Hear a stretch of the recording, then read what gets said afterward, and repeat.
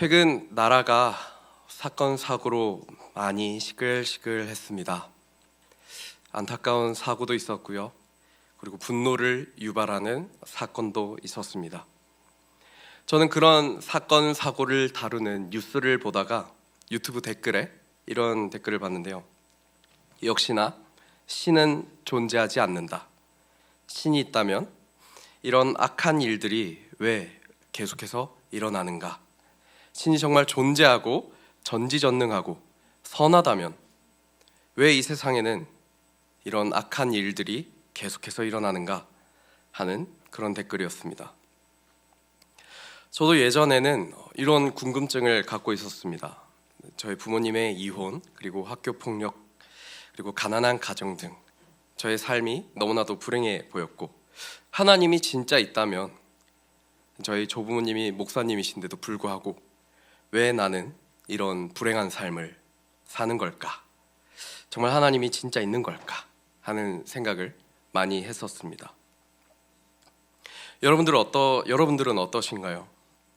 하나님께서 나를 정말 사랑하신다면 왜 나는 고통받고 고난을 당하는가? 이런 생각과 고민을 해보신 적이 있으십니까? 만약에 한 번쯤이라도 이런 고민을 해보신 적이 있다면 오늘 이 시간 우리 욥의 고백을 깊이 나누고 또 막 묵상하는 시간을 가져보고자 합니다. 오늘 본문에 등장하는 인물은 욥인데요. 이 욥이라는 인물은 아주 의로운 사람으로 소개가 되고 있습니다. 욥기 1장 1절을 보면요, 우스 땅에 사는 욥이라 불리는 사람이 있었는데 그 사람은 온전하고 정직하여 하나님을 경외하며 악에서 떠난 자더라. 이렇게 욥을 아주 의로운 사람, 하나님을 경외하는 사람으로 소개를 하고 있죠. 욥기의 전체적인 내용을 요약하자면 욥은 재산이 아주 많은 사람이었고 그리고 하나님을 경외하던 사람이었습니다.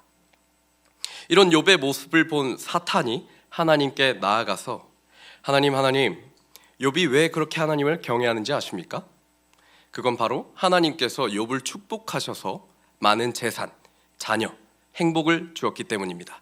그러니까 반대로 그 모든 것들을 빼앗아버리면 욥은 하나님을 경외하지 않을 것입니다 라고 말했습니다. 그리고 그 말을 들은 하나님은 그래 좋다, 네가 한번 가서 욥을 시험해 보아라 라고 허락하게 되시죠. 그리고 욥은 자신이 가지고 있던 가축들, 재산, 자녀, 자신의 건강까지 빼앗기게 됩니다. 하지만 욥은 사탄이 원했던 것처럼요, 하나님을 저주하거나 불평불만은 하지 않습니다.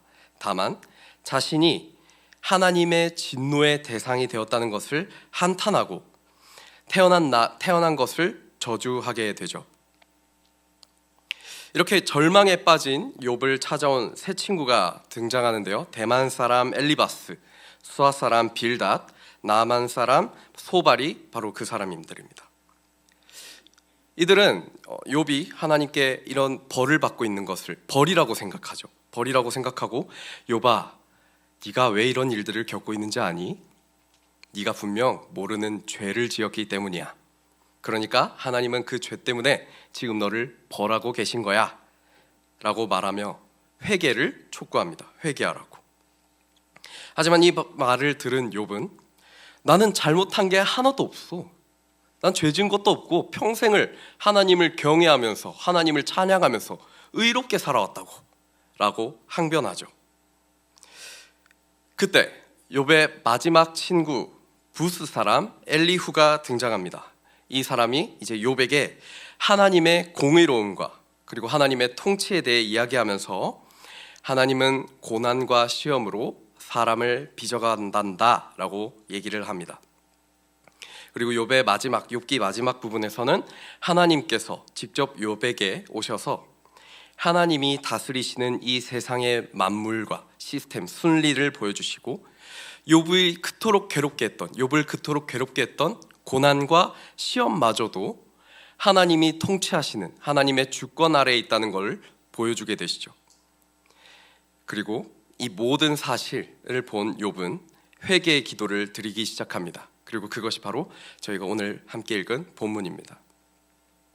42장 1절과 2절은요.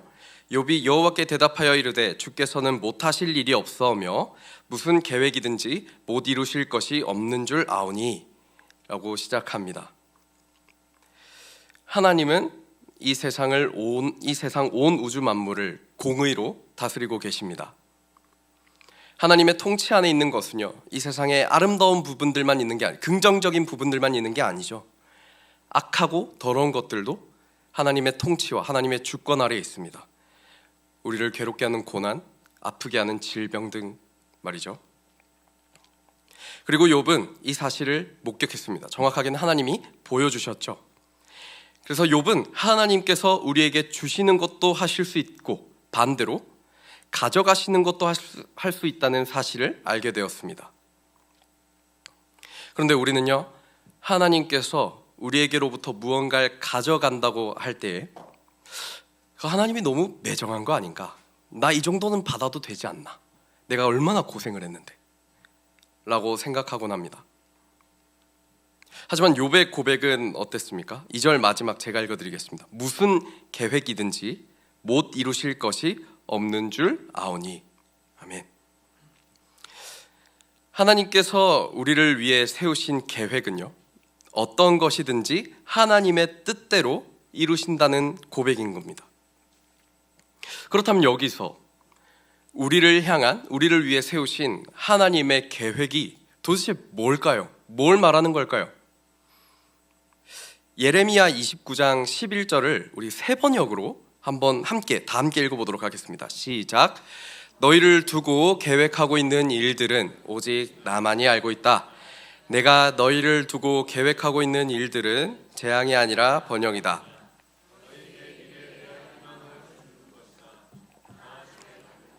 아멘. 이 구절은요, 이스라엘 백성들이 포로로 잡혀갔을 때 하나님께서 하신 말씀이었습니다. 이 이스라엘은 하나님이 택하신 민족이었으나 하나님의 말씀을 따르지 않고 우상을 숭배하고 타락의 길을 걸어갔죠.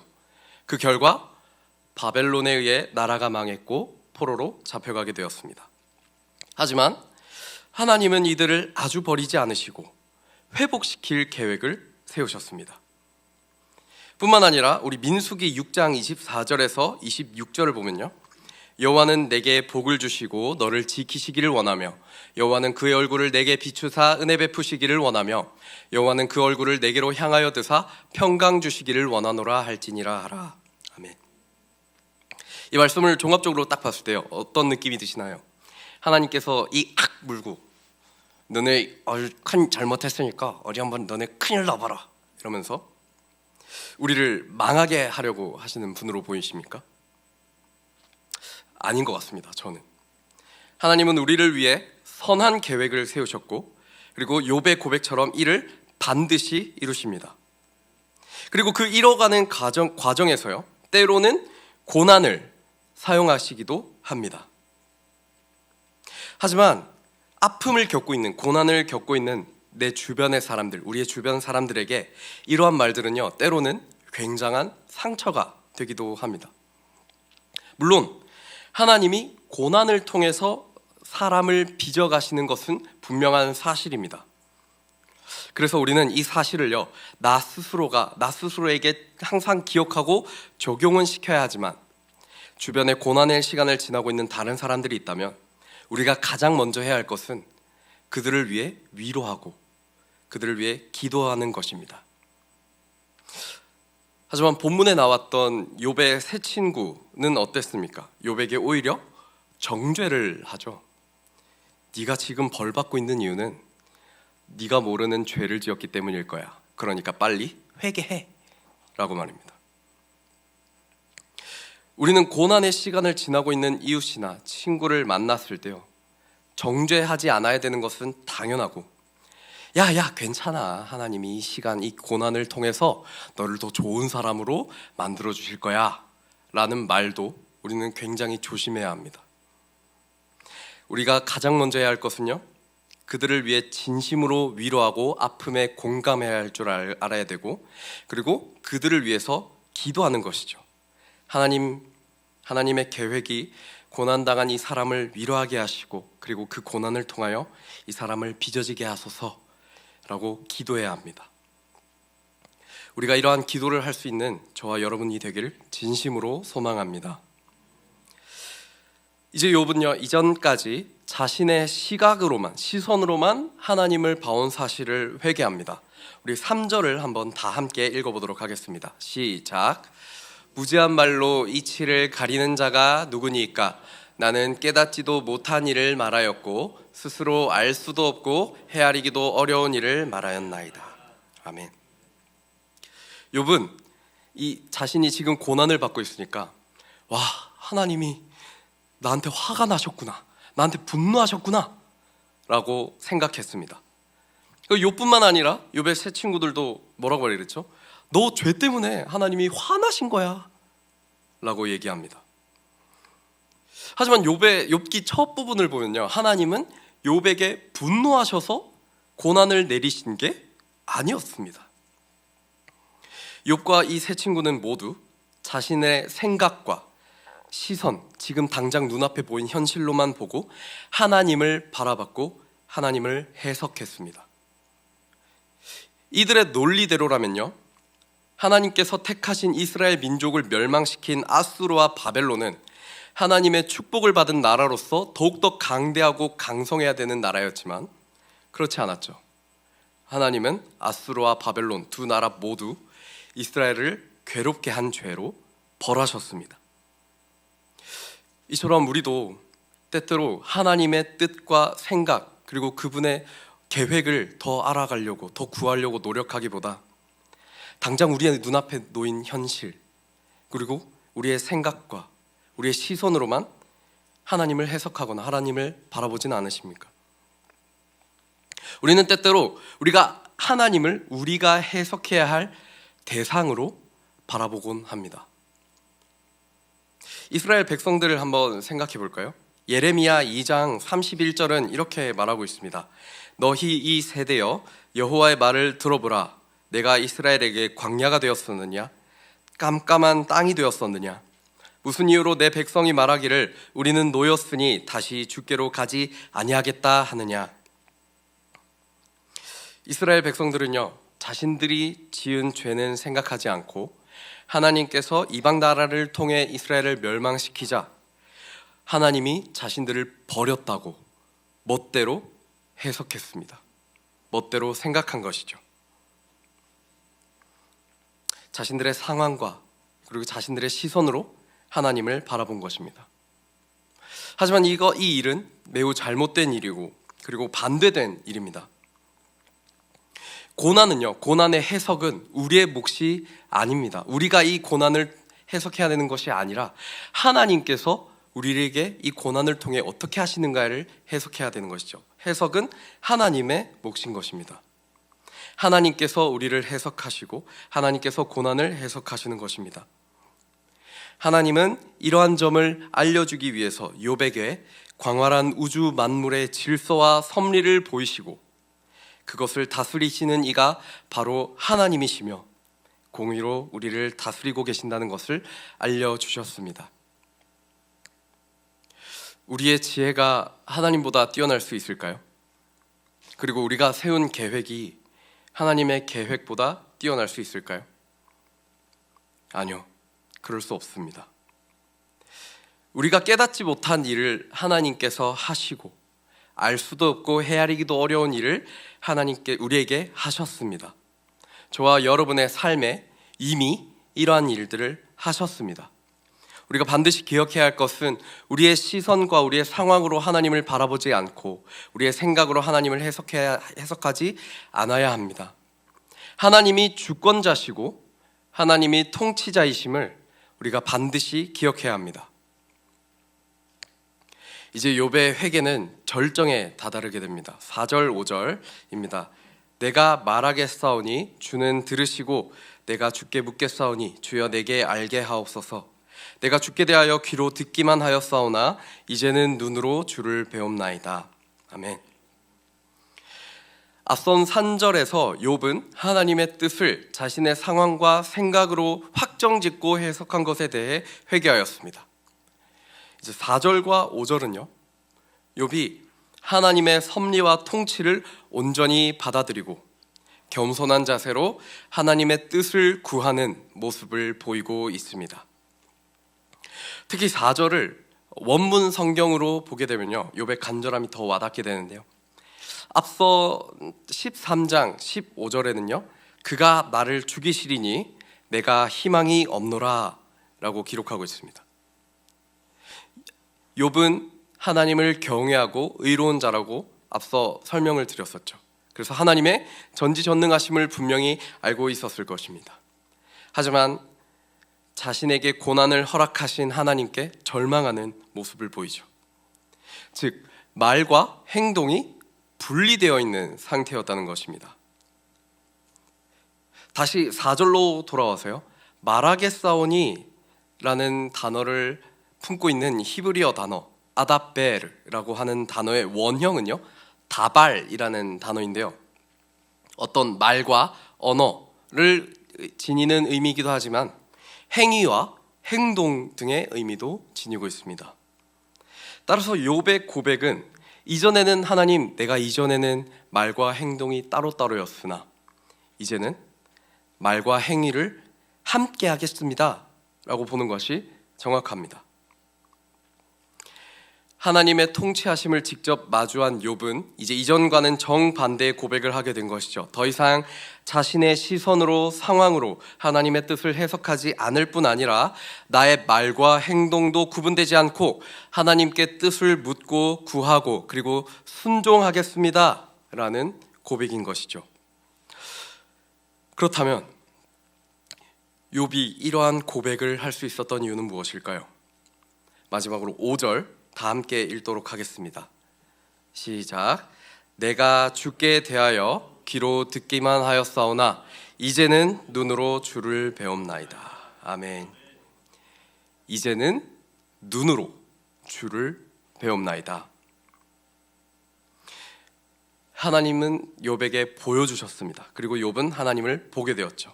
하나님의 일하심을 보게 되었고요, 하나님의 통치하심을 목격했습니다. 그분의 전능하심과 하나님의 능력이 얼마나 큰지를 목격하게 된 것이죠. 하나님의 위대하심을 경험한 욥에게 더 이상 내 삶에 현재 있는 시련과 고난이 두려워질 수 없게 되었습니다. 하나님의 능력은 욥이 겪은 그 어떤 고난보다도 위대하고 대단했기 때문입니다. 저는 이 본문을 읽고 설교를 준비하면서 제가 하나님을 처음 만났던 순간이 생각났습니다.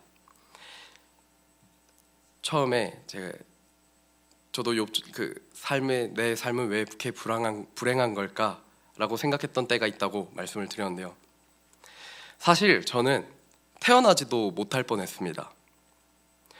어머니께서 너무나 어린 나이에 저를 가지셨거든요. 그래서 이를 알게 된 저희 외할아버지가 뱃속에 있던 저를 지우라고 하셨습니다. 근데 당시 전도사로 사역하고 계시던 저희 친할아버지가 이 사실을 듣고 외할아버지를 만나서 나는 하나님을 섬기는 사람입니다. 하나님께서 주신 이 생명을 어떻게 죽일 수 있겠습니까? 낳기만 하면 키우는 건 우리가 할 테니 그냥 낳게만 해주십시오 라고 설득했다고 합니다. 그리고 제가 태어나게 됐죠. 하지만 저는 초등학교 3학년 때 부모님이 이혼을 하셨고요, 어머니는 재혼을 하시고 아버지는 가출하셔서 마지막으로 본 게 초등학교 6학년 때였습니다. 학교에서는 학교 폭력을 당했고 괴로운 학교 생활을 보내면서 또 가난한 집에서 왜 나는 내 삶은 이렇게 불행한 걸까라는 생각을 하게 되었죠. 그러다 제가 하나님을 처음 만났던 22년도 3월에요, 그날 하나님께서 제가 지금껏 불행하다고 생각했던 삶의 모든 부분에서 태수야, 내가 너를 위해서 이런 순간에 이런 일들을 했단다 라는 것을 보여주셨습니다. 원래 불교 신자였던 저희 할아버지가 저를 딱 가지셨을 때 하나님께서 할아버지를 만나주셔서 사역자로 불러주셔서 나를 살리셨구나. 그리고 부모님의 빈자리를 채워주시는 말씀과 기도로 함께 해주시는 믿음의 조부모님을 보내주시고, 학교 폭력을 당하던 그 와중에도 나에게 좋은 친구들을 보내주시고, 그리고 무엇보다 태초부터 지금까지 그리고 앞으로도 언제나 나와 함께 하시겠구나 라는 것을 말이죠. 모든 부분에서 하나님의 일하심을 깨닫게 되었습니다. 보게 되었습니다. 마치 욥처럼요. 하나님의 능력과 통치는 우리의 상상을 초월합니다. 정말로 우리의 일반적인 상식으로는 전혀 알 수도 없고 이해할 수도 없습니다. 하나님의 능력은 우리의 능력보다 훨씬 뛰어나고 하나님의 지혜는 우리의 지혜보다 훨씬 더 대단하기 때문입니다. 여기 계신 성도분들 중 몇몇 분들은 모태신앙이신 분들도 있을 텐데요. 저희는 어려서부터 그런 말 많이 듣지 않습니까? 하나님은 전지전능하시단다. 하나님은 우리와 함께 하신단다. 이 말을요 너무 많이 들었어요. 그러니까 영어 공부를 할 때 How are you? 하면은 반사적으로 I'm fine, thank you, and you? 라고 하는 것처럼 야야 하나님 전지전능해? 라고 물어보면 왜인지는 대답하지도 못한 채 그럼 전지전능하시지? 반사적으로 말할 정도로 그렇게 듣고 자랐습니다. 근데 우리 행위로는 어땠습니까? 귀로는 듣고 머리로는 알고 있었지만 우리의 행위로는 어땠습니까? 정말 하나님의 능력과 통치를 신뢰하며 살아왔나요? 하나님께 회개 고백을 하기 전에 욥처럼 하나님의 전능하심을 알면서도 두려움에 떨지는 않으셨습니까? 만약 그렇다면 우리가 오늘 다시 한번 점검해 보셨으면 좋겠습니다. 지금껏 저와 여러분이 살아오면서 정말 힘들었던 순간을 떠올려 보시고 이 순간만큼은 진짜 하나님의 일하심이 없었을 것 같아, 그런 생각을 떠올려 보시고 그 순간에 나를 다스려 주시는, 나와 함께 하시고 나를 위해 일하시는 하나님의 통치와 하나님의 주권을 찾아보시는, 그리고 하나님을 바라보는 저와 여러분이 되기를 소망합니다. 사랑하는 호산나 교회 성도 여러분, 하나님께서 우리와 함께 하십니다. 태초부터 지금까지 함께 하셨고 그리고 앞으로도 우리와 함께 하실 것입니다. 때로는 우리가 마주한 상황이 하나님께서 왜 우리에게 이런 상황을 주셨을까 싶기도 하고 왜 우리에게 이런 시련을 주시는 걸까 생각이 들 때도 많을 것입니다. 다만 우리가 기억해야 할 것은요, 하나님께서 공의로 다스리신다는 것, 그 공의는 우리의 생각과 지혜보다 훨씬 뛰어나다는 것, 하나님의 위대하고 놀라우신 능력과 우리를 공의로 다스리실 하나님을 신뢰하는 것, 오늘 함께 나눈 욥의 고백처럼 하나님, 제가 이제껏 하나님을 귀로 듣기만 했으나 이제야 눈으로 주를 배움나이다 하고 고백하는 저와 여러분이 되길 진심으로 소망합니다.